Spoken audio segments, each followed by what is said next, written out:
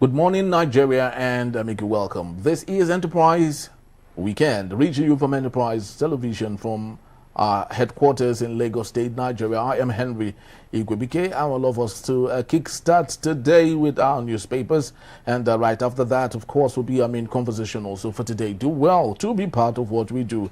Have a say in what we say. You can find us, reach us when you visit us at enterprisetvnews.com.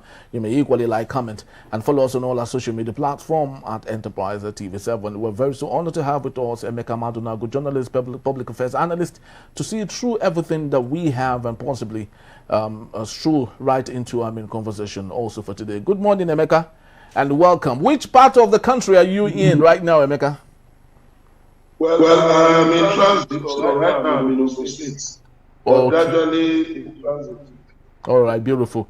So very honored to have you despite the short time of communicating to you and you giving us that time. We truly do appreciate it so very much. So I would love us to start our day with the first newspaper on our desk. And let's go to Anambra for a beat, Emeka. And that's from the Saturday Punch newspaper.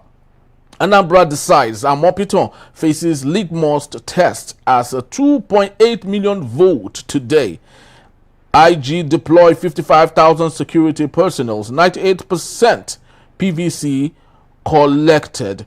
Emeka, are we about to see a new INEC from Anambra election today, Saturday, 8th of November 2025? Amopiton seems to be ready. He seems to have everything all sorted out. So do we expect a wonderful election, free, fair, and credible today in Anambra? Yeah, well, thank you very much. Let me hope that Professor Joash Amopiton will live up to his promise that the winners of elections will be decided at the polling units and not in the courts. He's a professor of law, a senior advocate of Nigeria, and he's a man who has promised to transform Nigeria's electoral system. So we hope he'll be able to live up to his promise, using the Anambra election as a litmus test. Anambra is a small state, the second smallest state in Nigeria after Lagos. And so it should not be difficult, just 2.8 million people. Unlike Lagos, which is about between 18 and 20 million people. So just 2.7 to 2.8 million people, that should not be a difficult task for Amopiton to carry out. But beyond him, you also have the security agencies. I hope the security agencies will not lend themselves to acts that could compromise the integrity of the election. Thank you. Thank you so very much, Emeka. We truly do hope that, just like it reported on the Punch newspaper, this might be a litmus test for Amopiton to see if really we can trust his judgment and everything he has going on for 2027, hopefully. And we hope that the best candidate would win. I don't know, Emeka, have you heard of any case of a vote buying of any sort because of the times and the place of ballot box snatching? It's like it's beginning to fade away. What we have now is a new pandemic of vote buying. Have you learned of any sort of vote buying today in Anambra? Yes, of course. Like you know, the Labour Party presidential candidate, Mr. Peter B. yesterday, he won against vote buying in the election. Sadly, the governor, who is taking the second term, Chukuma Toludo, was accused of a voter inducement, and vote buying by promising that the community that records the highest votes for him would receive 1 million naira. Of course, he came under a heavy backlash. Even though his aides were denied it, saying that it wasn't meant as a voter inducement. But it is sad that Nigerian politicians continue to, dwell in those kinds of ugly practices. The off-season election that took place in Anambra not long ago, of course, during that off-season election, there were reported cases of vote buying, and it was rampant. They did it openly. These things were done openly. And you just wonder, when people cannot seek the support of the electorate without trying to bribe them, and then you now have an electorate that is ready to be easily compromised, of course, you just know that we are in a serious dilemma in this nation. So you just wonder how do we get out of such a dilemma? Well, we hope that these kinds of things will, that one day, very soon, that they will be over. Thank you. Thank you so very much, Emeka. But let's move on to the Vanguard Today newspaper. That is Saturday Vanguard, that is. We have on the top strip there, terrorism charge. Nnamdi Kanu knows fate November 20th as court adjourns for judgment. Emeka, speak to me on what's happening there. You will saw the outburst of Nnamdi Kanu. I do not know if he understands exactly what he is getting himself into, or is this a calculated means of protest? What exactly is happening here, and what could likely be the repercussion? There can't be any repercussion worse than what he has gone through. He was violently abducted from Kenya and brought to Nigeria by the Buhari regime, and then put on trial, an illegal trial, despite the fact that it was pointed out to the judiciary that you cannot try him because the basis on which the trial stands, first of all, the anti-terrorism law has been repealed, which was what Nnamdi Kanu talked about yesterday. He said the law has been also on what basis? Even though some people have said that, there are extant laws that criminalize, that actually uphold the charges being brought against him. But the fact of the matter is that you cannot approbate and reprobate. You cannot, for instance, charge somebody with an offense under a law that along the line is repealed. Then you have to stop the trial, and resume de novo, which was what the Supreme Court ruled, that the trial should resume, even though the Court of Appeal acquitted, discharged, and acquitted Nnamdi Kanu. But the federal government still went out to the Supreme Court. They could not set their charge on any law. And that's what Nnamdi was trying to say, that look, that he was deceived, he was misled into entering in a defense. Now, right now, as he has said, he had no defense, that his trial is illegal. So the joke is on the government of Nigeria, because if he is, like it's been speculated, if he's given a life sentence, you have turned him to a political prisoner, one. You have turned him to a hero, two. You are already preparing the ground for disgrace in future, because President Bola Tinubu recently said he pardoned Abat Macaulay, a nationalist, the late Abat Macaulay, who fought against colonial rule. Now, how many years, now within the same period, you're trying to commit the same mistakes that the colonial authorities made in prosecuting and convicting Abat Macaulay. You see, look, this whole issue is a legal and a moral issue. Moral in the sense that lives were lost, livelihoods were destroyed, homes, villages were destroyed, deserted, as a result of the alleged incitement by Mazi Nnamdi Kanu. But you see some people have been saying, oh, he should be given the maximum sentence, it should be this, it should be that.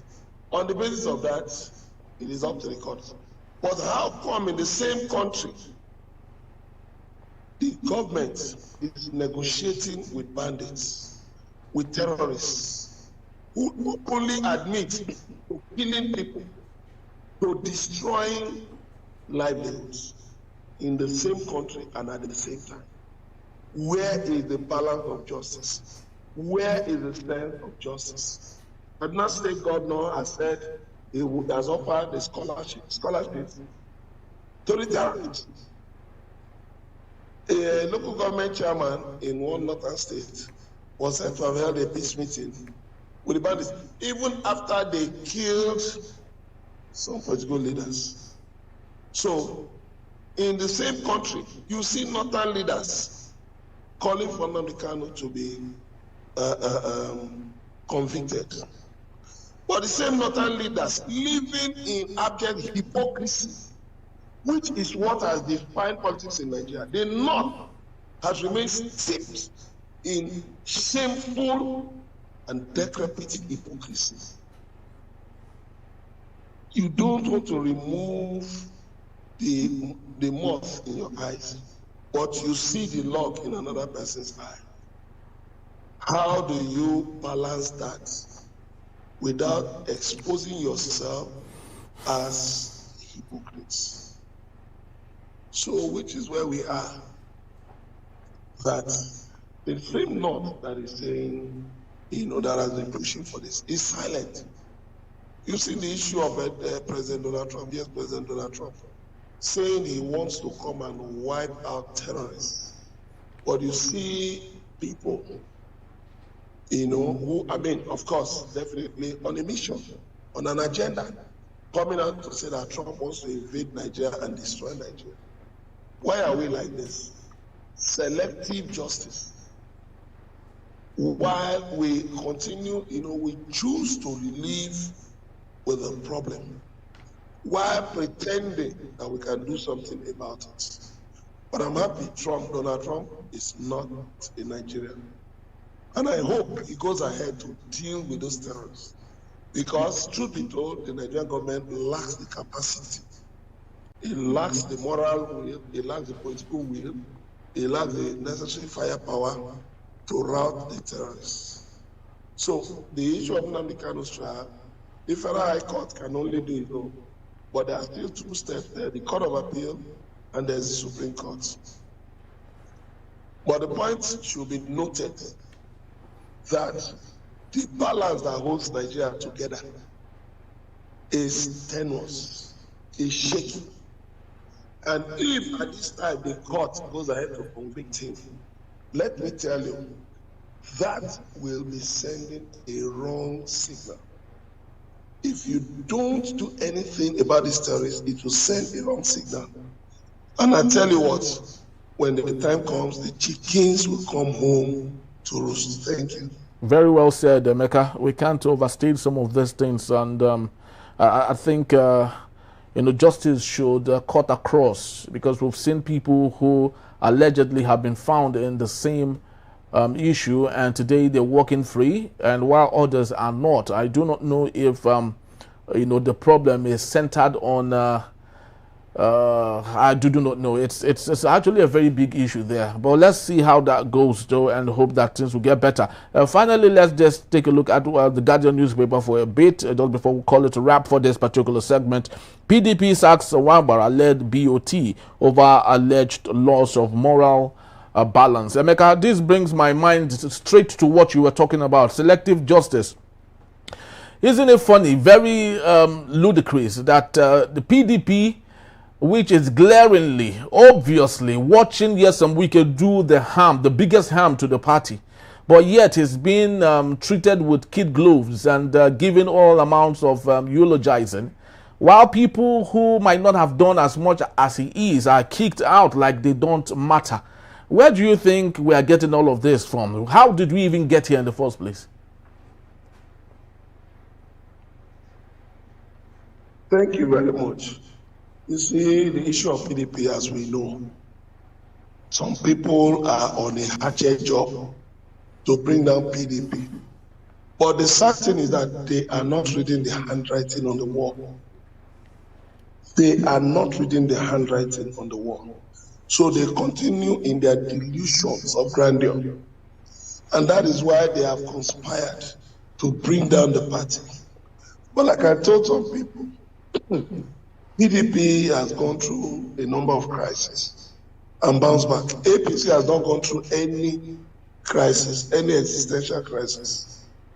And I do know that APC cannot survive the same things it is dishing out to PDP. Anytime President Bola Tinubu leaves power, take it from me that APC will disintegrate. It will disintegrate. In fact, it will be worse than anything you have seen before. So all of this, because the judiciary is also complicit in dishing out spurious court orders. Issues about holding a party convention, and all of that, there are decisions of internal decisions of the party. It's not the business of the court. And I think it is sad that the National Assembly doesn't see that they have a bounding duty to save Nigeria's democracy from judicial rascality. I hope we can get to that point where this democracy will be saved from imminent destruction through, reckless judicial pronouncements. So for those who are appointing a new BOT, appointing anything, I can just wish them well. But I do know, with the benefit of hindsight, that it will all end up a failed objective. It will all end up as a failed mission. Thank you. Very well said, Emeka. I truly do hope, because it's very important that we have a participatory democracy, and that means have a multi-party system that are not just there as an appendage of the ruling party, but rigorously there to oppose or stand as a scaffold, on the side of the democracy.